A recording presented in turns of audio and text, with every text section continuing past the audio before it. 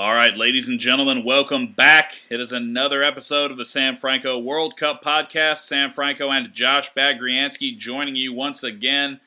And I guess what we really want to start off with here today is the re-emergence of Jozy Altidore. I know it's only one game, but finally getting off the snide there. He had not scored for club or country since December, and he gets 2 goals in one game against Nigeria. And Josh, I don't know about you, but there could not have been a better sign of hopeful things to come than Jozy Altidore finally getting back on the scoring sheet and having a dominant performance for the U.S. national team. Absolutely, man. Hope you're doing well, by the way, down there in Athens. No, thank you. Sure you're watching the game as well. Even that first goal he scored, just a little tap in, I was absolutely thrilled. And it's funny how that works for strikers. Even if you just get that easy goal that you or I could have finished, suddenly he has the confidence to take on the defender and score a lovely goal for a second. That you really just cannot understate the importance of Jozy Altidore's, the value of Jozy scoring for us. We're not going to have an impact if he's not scoring goals, and it's absolutely massive for him to get a brace. And we talked about it before the game. It was absolutely huge that he find a way to find the net, no matter how it was, and he found it twice. And one of the goals was of great quality. Oh, no question about it. I mean, obviously the first goal was just a lot of other people doing the creating, and he just being in the right spot, slotting it home. But it doesn't really matter how you get that first goal. When you're on a slump like that, as long as you get it, your confidence goes up. And that was clearly seen in the second goal when he took on the defender, cut back, smashed one near post on the goalkeeper. And that second goal is really all I needed to see from Jozy, just getting back to being the physically dominating presence that he can be, basically just throwing off defenders and really getting into good positions to score, because there's 2 things that Jozy Altidore needs to do in order for the USA to be successful at the World Cup. The first thing is what he had been doing leading up to the game, and that's holding up play, starting counterattacks, and that's vital. But the other thing is when you get those opportunities in front of goal, you got to smash them home, and he definitely showed that. So it looks like it's all coming together for old Jozy Altidore. Yeah, it's just huge, man. He's been on a slump, even for any type of striker. To score 1 goal the whole season in the EPL. Not playing well for the U.S. men's national team. And as we had mentioned, he looked better, more active in the Azerbaijan and Turkey matches. Just getting touches on the ball. His hold-up play was good. It was actually some very good hold-up play in the Turkey match that led to that great Fabian Johnson goal and the assist from Michael Bradley. So he was starting to come back into form, into the game, but for a striker, particularly for a team like us where we don't have a lot of goal-scoring options, he's got to start finding the back of the net. So, that's huge for us going into the World Cup, that he's finally gotten on the score sheet. And let's not forget that he went through a similar poor run of form for the U.S. national team. I guess a couple of years ago, and then finally when he got that goal, he goes on to score in 5 straight matches, the first U.S. men's national team player to ever do that in history. So, hopefully this can set off a similar streak of effectiveness for him. And again, it's just massive because we can do all these things that Klinsmann wants in terms of building up and keeping the ball on the pitch and, and playing the low passes and keeping possession. But if you don't have that man at the top, if you don't have that striker, that hit man scoring, it's not going to matter too much. So this has been the missing link, I thought, in the first 2 friendly matches was getting a little bit of goal-scoring production from the strikers. Now we have it, and I feel so much better. A little bit better about our chances, but much better about Jozy going into the World Cup as well. Oh, yeah, and I mean, switching gears to another player here in Clint Dempsey, I keep hearing all the pundits and guys calling these games, your Taylor Twellmans of the world, saying that how Dempsey's been on this great run of form and all this stuff, and I don't know where they're getting this information from. I mean, just watching Clint Dempsey play, there was one chance kind of later on in the Nigeria game where he clearly could have slotted the ball right over to Jozy Altidore, and Altidore could have had an easy goal. Instead, Clint Dempsey tries to take on a defender head on and ends up, scuppering the chance. And Jozy was not too happy about it, at least by the body language there on the field. But I feel like Clint Dempsey is kind of forcing the issue a little bit, and it's not always looking good at times for him. And I think he's, not. I think Josie Altidore is probably more important to the U.S.'s cause than Dempsey is, but Dempsey by no means it isn't important. I mean, the USA needs him to play well. Well, we need both of them. We need both of them. Josie's a guy that's going to go get the goals, but Dempsey provides something that really no one else does. He provides that creative one-on-one presence. The playmaker ability. Exactly. Yeah, exactly. And, you talk about his great run of form. Sometimes I feel like guys like Twellman, guys that watch MLS regularly get a little bit too carried away with guys' form in the MLS.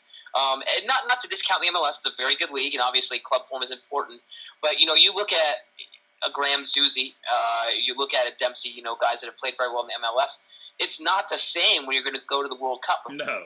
We're going to play against international competition. So you can't just look at Clint Dempsey's good run of form, which is only over 6-7 games, the same way you can't look at Landon Donovan's poor form in the MLS. I know we talked about that last time, so we won't get back into that. But you can't put so much into form in the MLS because you're not playing against top competition, and the international game is totally different.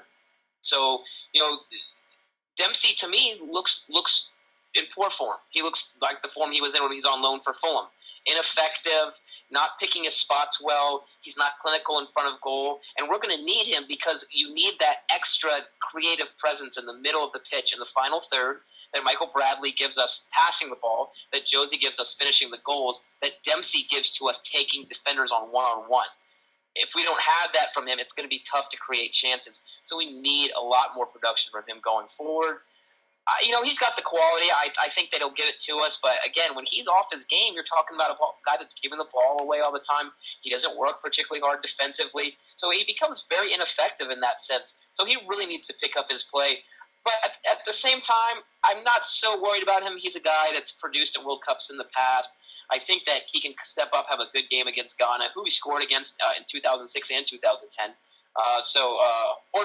Drew a penalty in 2010 and right. Scored against in 2006. So I'm hoping he can find his form, but if he doesn't give us that, as I said, that creative presence that no one else does in terms of taking on defenders, our attack suddenly becomes rather toothless, if you ask me. Yeah, and he did a pretty good job, of being a sort of creative playmaker throughout really these three friendlies. And I know he scored a goal against Turkey, but that was just kind of a lucky little poke in there. The defenders fell all over themselves. But, you talk about that creative presence, and I really think Fabian Johnson, and I know that the U.S. has a very big need at the fullback position. You don't really have, Fabian Johnson is probably more suited to play left back, but because Beasley, is naturally left-footed, you got to put him there, and the only other option is really to put Fabian Johnson at right back. But the ball that he laid to Altidore on that first goal was amazing. Lovely, yeah, and a great bit of interchange in general. Going forward, I kind of like what I'm seeing. As we mentioned, Dempsey needs to start playing a little better, but we're starting to see some good 2-3 touch football in the final third. That goal that Josie scored, one of the reasons Josie hasn't been scoring goals is because he's not getting that type of service. Right. Whether it be for Sunderland, whether it be for the national team. If you can get a little 2-3 touch football, and I forget who it was that interchanged with Johnson there, but basically we had 2 or 3 really good combinations that sprung Johnson into the box and just completely pull. And let's not forget, Nigeria are going to the World Cup, so they're playing their A squad. They're very motivated, just as we were, and we took their defense apart on that play. So that makes it easier for Josie when you give him that type of service. And as you said, Fabian Johnson certainly provides that creative presence, and he's done it the last 2 matches. Yeah, and if he can get forward and help the U.S. attack out, it'd be great. But at the same time, we talked about this last time. Can you afford to have your fullbacks pushing that far up the field if you're the U.S. national team? I think you can afford it a little more if you play that 4-2-3-1 that they played on Saturday, against Nigeria. So I think that, switching the topic a little bit here to kind of what formation we think the U.S. should play, the experiment with the diamond midfield didn't go over all that well, I feel like anyway. And again, if you're going to be pushing your fullbacks up the field, having those 2 defensive midfielders there to provide some extra defensive cover is crucial. So I really think that the 4-2-3-1 is It's what they worked on during qualification. It's what they've been comfortable playing with the players they have right now, and I think that's going to be the best position to help the United States get results. Especially when you look at the opponents. No matter what people say about this being a new type of U.S. team in terms of the creativity going forward, the outlook on trying to get 3 points instead of maybe trying to get a 0-0 draw, let's be honest, Portugal, Germany, probably not gone, but Portugal and Germany, we're going to be on the back foot, and we're going to have to counterattack. This is the perfect formation to do that for a variety of reasons. I think that's going to be the formation. I kind of wonder why Klinsmann even experimented with the diamond midfield in the first place. I think he probably thought that he could get a little bit more attacking punch against Ghana, and we may still see that diamond midfield against Ghana, but we're for sure going to be playing the 4-2-3-1 against Portugal and Germany. At least I would think so. And the thing about these formations is a 4-2-3-1 can very easily morph into a 4-3-3. Just depending on where the wingers play, depending on where that man underneath the striker plays. Right. So we have basically 6 defensive players, including the goalkeeper, and then you have 4 guys that have a little bit of creativity, a little bit of room to roam going forward. And I think that we saw when we went to the diamond, when things got spread out, we gave the ball away, we get caught out constantly because our attacking players, let's face it, are just not world-class attacking players.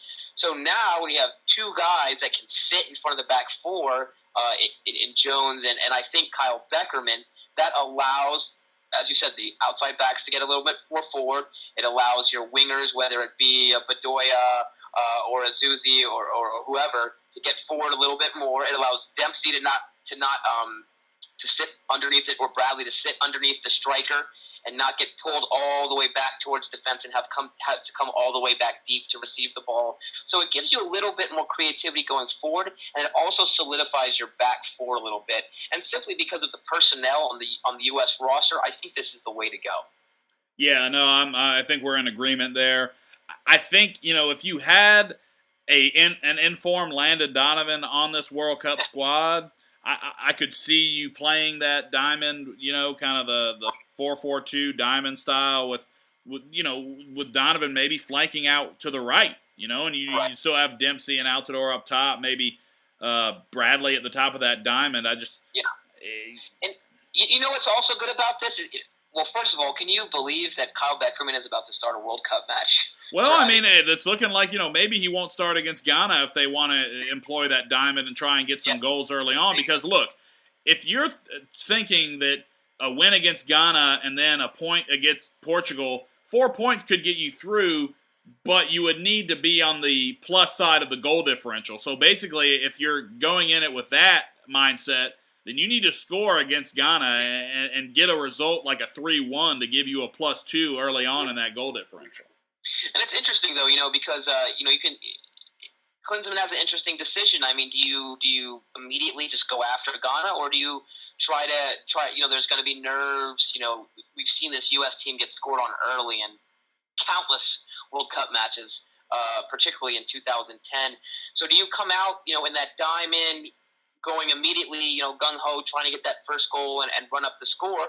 Or is it more like we saw against Nigeria, where you can still play 4-2-3-1, play solid in the back, slowly take control of the tempo in the midfield, and then allow your quality with the Josie Altidores, the Dempseys of the world to shine when you need them and create opportunities and hopefully goals. It's interesting to look at. Me personally, I say, because I'm just not confident in our back 4, I think personally that we should go into Ghana, play that 4-2-3-1, and then as the match goes on, adjust, see what we need to do, because we can still, as we saw against Nigeria, you can still play that formation and create countless scoring chances. And I think Ghana is probably a little stronger, but rather comparable to Nigeria in terms of skill and ability. So I like us to come back in the 4-2-3-1, but we'll see. I mean, it's certainly an interesting decision that Klinsmann has for that first match, because as you mentioned, we have to get the full 3 points. So do you approach it where, you're going out for a 3-1, 4-1 win, or do you play a little more cautious and make sure you don't fall behind early, as we did against Ghana when we last played them, as we did against England in the last World Cup, as we did against Slovenia in the last World Cup, falling behind early. So it's going to be interesting to see how the players respond and how Klinsmann decides to set us up in that first match. Well, the way Team USA has played under Klinsmann, the style, kind of the aesthetics are definitely more pleasing to the eye now in terms of 1-2 passing and things like that. And Jurgen Klinsmann said it before the tournament. Look, this team isn't going to win the World Cup, and I think a lot of people backlashed against Klinsmann for saying that, but I think that's an American thing, it is. It totally is. It's like, well, why are we going into it if we're not going to win? Look, I agree. You need to go into each tournament with a winning mindset. Right. But the United States, you're not going to beat Brazil in a quarterfinal or semifinal in Brazil. It's just not going to happen. And even if you do beat Brazil, who are you playing the next round? I mean, of course, we all would love to win the World Cup. I have no problem with him saying that. But one final thing about that 4-2-3-1, if I may. Oh, go ahead. I think it's interesting because, you look at the Beckham and Jones pairing. So on the one hand, Jones, we saw him that diamond, lacks a little discipline sometimes. He loves to bomb forward and get into the attack, which a lot of the times I'm okay with. But obviously, if you're sitting back there by yourself and you go flying forward, then there's that huge empty space in front of the back four. Exactly. And when center midfielders have time on the ball in the final third, that's how you get scored on. So meanwhile, a guy like Kyle Beckerman that basically doesn't even cross the half line, that can make up for Jones. But also, to me, Kyle Beckerman is not a guy in the diamond, even though he would sit back. He's not a guy that's good enough to play defensive midfield on his own. I'd agree with that. He has another guy next to him that can help him defend. So I think it's kind of a weird term, but I think they're a good defensive midfield pairing. One sits back, one likes to go forward, and let's face it, Jermaine Jones is more quality than Beckerman. So if they're together defensively, that can kind of cover up for some of Beckerman's shortcomings as a footballer. So I like the idea of those two being our two defensive midfielders in the 4-2-3-1. I know you kind of disagree with me a little bit, but to me, I thought the formation worked very well, and those two worked well together. And it's funny to watch Kyle Beckerman in that situation. It's like he's never even on the ball, and that's because Jones is taking care of that, and Beckerman is just in the game for his discipline in terms of positional sense. It's not so much that I disagree with you. I just think Jermaine Jones is a liability on the field. I mean, it's rough because he flies into challenges. He's very temperamental,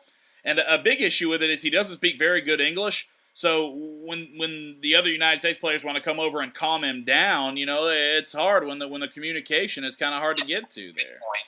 And that seems to be an issue that he has for us, not so much in his club football. Obviously, he's a very feisty player in general. That's his style. But when you watch him play his club football, he doesn't seem to have that communication void with his teammates. It's crazy to me. I hate to be that guy. It's crazy to me that he could have been part of the setup for this long and still not be able to do an interview in any. No, I don't think there's any being this guy about it. I mean, if you're going to be within the United States national team setup, I mean, look at all these players around the world. These great players. They are all multilingual. Ronaldo speaks Spanish, English, and Portuguese. Arjen Robben speaks English. He speaks German. He speaks Dutch. So I mean, there's all these world-class players that speak multiple languages because they know that it's important. Yeah, and it gives you the idea. Like, I don't understand how surely he can communicate in footballing terms, but how can he still not do an interview in English? The interviews with the media. It's not like you have to. 95% of the interviews, particularly at this level, are cliche after cliche. It's not like he has to. Why can he not do that? That's a complete another topic. No, it's kind of low down the totem pole at this point, though. You're here with the guys you've got, and at this point, you just gotta communicate as best as you can. So I think Jermaine Jones is a solid player, and if you're gonna run that 4-2-3-1, then maybe having Jones and Beckerman back there and letting Bradley push a little further up, because Bradley has been very instrumental in the attack at this point for the USA. So we'll see what happens. It's definitely going to be interesting to watch how the U.S. goes out and plays in the group against these three teams. But go ahead, Josh. I feel a lot better though after that night. I mean, I still with the draw and all that, it's going to be very difficult. But I felt like the Nigeria match, we finally saw the organization, the togetherness. the attacking football that we want to see from the USA heading into the World Cup. So it was a breath of fresh air to see that, because obviously we're going to have to be on our A game for all three matches if we want to get out of this group. No question about it. And speaking of groups, we'll switch gears here for a little while and get to the second part of today's podcast. The website 538.com is run by Nate Silver. It's been taken over by ESPN there. And it's very good for all you sports geeks out there. It looks at not just sports, but also politics, economics, science, life, pretty much anything you'd want to look at. It takes a very statistical look at various things that go on in society. And the sports part of it has a World Cup forecast kind of thing where they ran an algorithm through all the different teams, and basically they've given Brazil a 45.2% chance to win the World Cup. That's pretty impressive. That's very impressive. 45% chance for anyone. I mean, I know that's my prediction, but come on. Well, I don't know. I mean, I'm not too sure. This is certainly in terms of statisticians, these are the smartest guys, some of the smartest guys out there. But as you said, 45% is very, very high. I know they're the host nation, but there are a lot of talented teams coming to their home country. So, and in soccer, it's particularly when you get into the single elimination and the knockout. I mean, it's so easy just for one bounce of the ball, be unlucky, hit the post, crossbar, losing penalties, which we all know is kind of a crapshoot. I mean, it's hard to give anyone a 45% chance to get out of the group and then go ahead and win rounds of 16.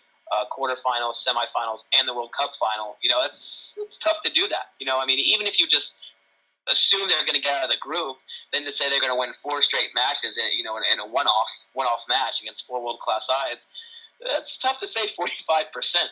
I don't know what your thoughts are on that, but that's a pretty high number. And I'm looking at it. It looks like compared to this, the article looks like they're comparing it to Betfair. Were you telling me that's in English betting? Yeah, I think it's out of the UK. Yeah. Brazil at 23%. I would tend to think maybe it's somewhere in between there, but 45 is awfully high. Yeah, it really is. And the algorithm that they use takes a bunch of different things into account. One of the things is the performance against other teams that are in the World Cup since the last World Cup. And, there's not really a big sample size to choose from with some of these teams. I mean, England only played 4 of those games. Brazil only played 6. The United States actually played 9. And they were 5-3-1 in those games. So the United States not looking too bad. But if you look at the chances that they've given certain teams, for Spain, the defending champ, they only have a 7.6% chance to win. The next highest after that is Chile with 4.2. They've actually given Chile, other than Brazil and Argentina, the highest chance to win from any other South American team. Colombia with 2.8%. Uruguay with 1.8%, and Ecuador, the bottom of the South American teams there, 0.9%. USA only given a 0.4% chance to win. But Ghana given a 0.3% chance, so I was looking at that. So that might tell you something there. It's finally time, yeah. So Chile is interesting considering they're in a group with Netherlands and Spain.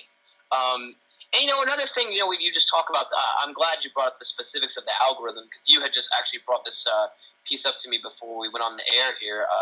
When you look at international football over the 4-year cycle between World Cups, you're talking about a lot of friendlies where the intensity level is not there. We've watched, you and I watched pretty much every U.S. game. We know that, the qualifiers are one thing, but you play a lot of friendlies where the goal is just to get your guys, experience together, try out some new players. Like it's the middle of the club season, and the guys have to, fly in to play. For instance, we played Ukraine in Cyprus. Matches like that, the intensity level is not there. So it's hard, I think, to look at past results in matches that are not nearly as competitive as a World Cup match as your kind of barometer for how teams are going to perform against one another. And maybe that's the reason you end up with, Chile with a better chance than France to win the World Cup. And I was a little bit surprised that Argentina was number 2 and Germany number 3. Well, that just has to do with the European teams do not typically do well when traveling to South America to play in these World Cups. I know that in the '78 final that Argentina beat the Netherlands in Argentina. The Netherlands did pretty well in that tournament, but historically, European teams have trouble when they have to go to South America or Mexico for that matter. Very true. So maybe that's part of it too. But it's always interesting to look at all of these numbers. But once to me, there's probably 4 or 5, maybe 6 teams that I can make a legitimate argument for winning the World Cup. God, they have Belgium at 1.5% below England. I guess they didn't include that England-Honduras match in the algorithm from Saturday. But, it's interesting. So we've got Brazil 1, Argentina 2 in terms of the what 538 gave us. Germany 3, Spain 4, Chile 5, France 6. And then, I can't believe they have Belgium at, what 10? A little surprising. Well, I think a lot of people just see Belgium as maybe not being able to put it together this quickly, and that maybe 2018 is a more realistic shot for Belgium. But it's always good and interesting to deal with the numbers. That's a very important side of things. But it's just, I think in terms of international, this is something that I think they could probably get a lot more accurate if you were talking about predicting the winner of the Champions League or the Premiership or something like that, where every game matters, as opposed to international, where they could be looking at, a friendly, as we mentioned, a friendly that really was not that important over the last 4 years, and that becoming just as big a part of their algorithm as an important World Cup qualifier. So or I could be wrong about that, but because I don't know the specifics, but it's really tough. It's really tough to come up with numbers for an international tournament like World Cup, which is what makes it so great. You don't know, teams are going to come together. A lot of teams fall apart. There's a lot of moving pieces when guys don't play together every day, and suddenly you're going to Brazil with 23 guys that don't, they're the same nationality, but they don't necessarily know each other that well. Well, that's why I think the German national team kind of has an advantage, just because the Bundesliga has done a very good job of keeping these German players mostly at home. Surely they're higher than 10.9. I mean, well, aside from the numbers, yeah, that's a great point. And that's really important. To have guys that. And also, let's remember that the way that the Germans develop their players is pretty much uniform across every club. Basically, when they bombed out of Euro 2004, they totally decided to revamp the youth system. And now every single club in Germany, they're basically working in conjunction, not just to develop good players for their clubs, but also for the national team.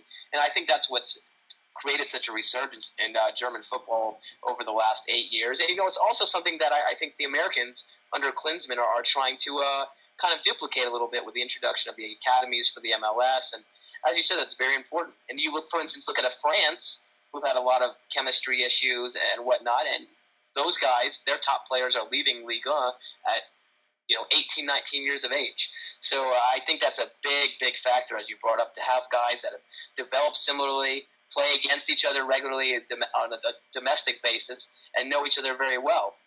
Because that's a big part of international football is just knowing your teammates and having that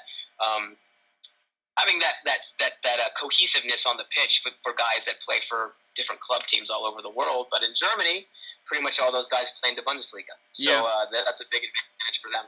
Well, I mean, since the last time we've talked, Germany have definitely gotten a big blow with Marco Reus being declared out of the World Cup, and that was a really vital key, or vital piece to them doing what they wanted to do down in Brazil. So, maybe the news getting a little better for Team USA. I know that Ronaldo returned to training, but he's still kind of gimpy. So, you never know what's going to happen injury-wise. Again, it seems like this happens every year before the World Cup, right before the tournament starts, 3 or 4 big names go down. And, Franck Ribéry for France not going to be able to play. So, you look at these players that go down, and you really just kind of have to be patient and wait for all that stuff to play itself out. But for Germany to be without Royce, I mean, that is a huge blow, no question about it. Massive, massive. Again, Royce is a guy that gives them a creative spark, similar to what we spoke about with Dempsey. Although they have the luxury of having 4 or 5 guys Right. that can step into that role, but a creative guy that can take guys on one-on-one. He can shoot from anywhere. He can use both feet. To me, that team is stacked. He doesn't get mentioned quite as much because he's a Dortmund player, uh, but he, to me, he's one of the top 4 or 5 guys in Germany right now. Completely agree. Yeah, and then you look at Ronaldo. Obviously, Mexico has had their fair share of injuries. One team that hasn't is the U.S. Yeah, which is kind of nice. Even though we had that that boot camp per se under Klinsmann, we've been. Correct me if I'm wrong, but we haven't had a single injury, have we? No, and Klinsmann has put so much on just the conditioning of these players. I mean that has been one of his biggest, I guess, changes to the way that the U.S. Soccer Federation runs itself. Is you've got to have players that are fit, and you've got to have well-conditioned players, especially down when it's going to be really hot and humid in a tournament in Brazil.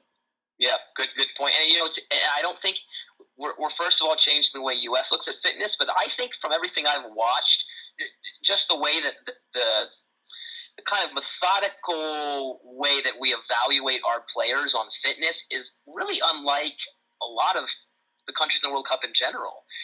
When you watch the way that the kind of statistical analysis of where each player is, the U.S. puts so much into that. And that's one of Klinsmann's big things, as you said from the jump. It's been fitness, and the methodology and the way that he's gone about it is actually very unique to him.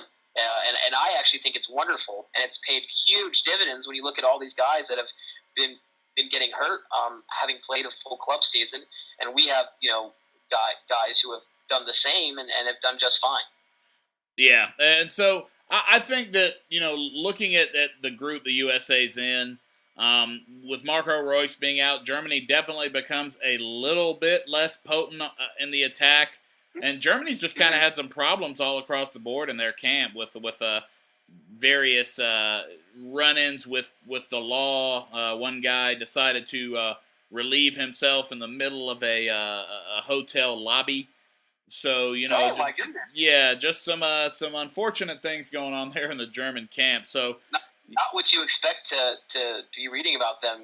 Wow. No, and Yogi Low, their manager, has had some issues with keeping that team, kind of all together, and that's we talked about it a second ago. That's a big issue with national teams, is finding that cohesion, because you're so used to playing with your club team, and hopefully the top teams in this tournament can do that.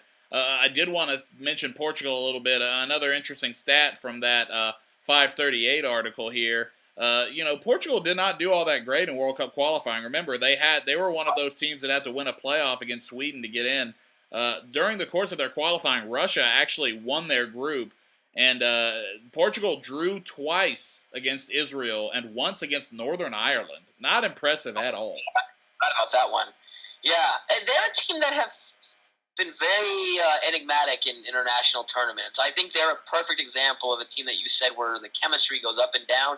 I don't know if that's because perhaps they're so reliant on Cristiano Ronaldo, or again, you have a national team where the players play all over Europe, so they're not around each other as much. It's hard to say, but we can go all the way back to 2002, where they didn't even get out of when we were in their group in 2002.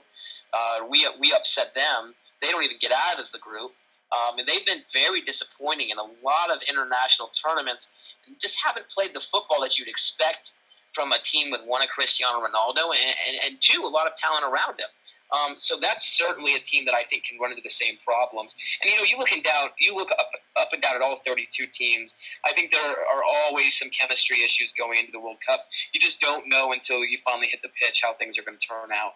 Well, that's the thing, with players that are going for 80 million pounds transfers. I mean, there's definitely going to be jealousy involved, and the good managers are the ones that can then rein in all those egos. Yeah, And, exactly. obviously that's why Sir Alex Ferguson was so good for all those years, is because he was able to really take his teams and say, look, there's Hmm. something much more important going on here than your individual ego. So, that's why he was the master. And I think there are definitely managers that have done a good job of that uh, on the world stage. But that's the number one thing with these managers is you've got to play up the team concept and that it's about much more than just the individual players. So with Cristiano Ronaldo, regardless of his health against the United States, that's a team that probably isn't as cohesive of a unit as the USA is. Germany might be the same way, so Well said. maybe USA has a little bit of an advantage there. And I'll say this: if Cristiano Ronaldo, for some reason, is not able to play against the United States, and I know that his injury status right now is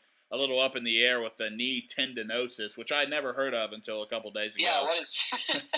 But What is that about? if he doesn't play, then the United States should be favored in that game. And if they weren't able to get the result they wanted out of that, that would be very disappointing.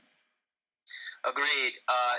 Because we talked about going into that game, what made us most worried was Cristiano Ronaldo, obviously. But we always felt that if we could somehow contain him, that since they have never been that cohesive unit we discussed, especially during qualifying, over the last 3-4 years, and including the last World Cup too, that things really changed for us, and you would think that we have a much better chance to get the result that we will need, whether it be 3 points or a draw. But I think he's going to play, but we'll have to wait and see on that one. And you talk about Sir Alex Ferguson being a perfect example of a guy that can, kind of mesh egos into one unit with one goal in mind. I think at the international level, that's even harder because you don't have these guys around you every day. As we just spoke about Jermaine Jones earlier, you have guys that speak different languages in some case. Sometimes the manager speaks different languages in some case. A lot of these countries go through, the U.S. is fortunate that we stick with one manager for a full World Cup cycle. A lot of these countries are going through 2-3 managers already. Yeah, that's a great point.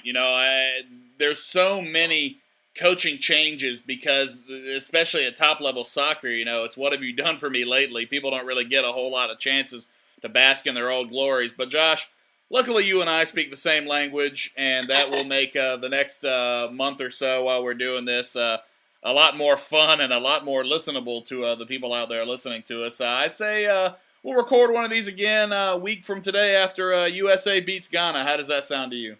That sounds good to me. I'll be nice and hungover from celebrating as opposed to drowning my sorrows is what I'm hoping. I know you can't wait. I can't wait either, man. And, there's nothing like the World Cup. No, there is not. The only thing I think I'd want to wait every 4 years for, just because it builds up all that drama. Well, Josh, I will be out and about. I'll be at the Bonnaroo Music Festival this weekend, so I'll have to catch a couple of the games standing in the middle of a field with a giant TV screen. At least they're doing that for us, which is nice. I'll be able to watch Ecuador play Switzerland on Sunday, and the Netherlands and England play each other on Friday. No, the Netherlands and Spain on Friday, and then also a little bit of England-Italy on Saturday. So I got a good little viewing schedule looked out there, and I get to see Elton John in the process too, so it looks like it's all going to work out. What a great combination. No doubt, man. Well, good talking to you, and we'll do this again next week.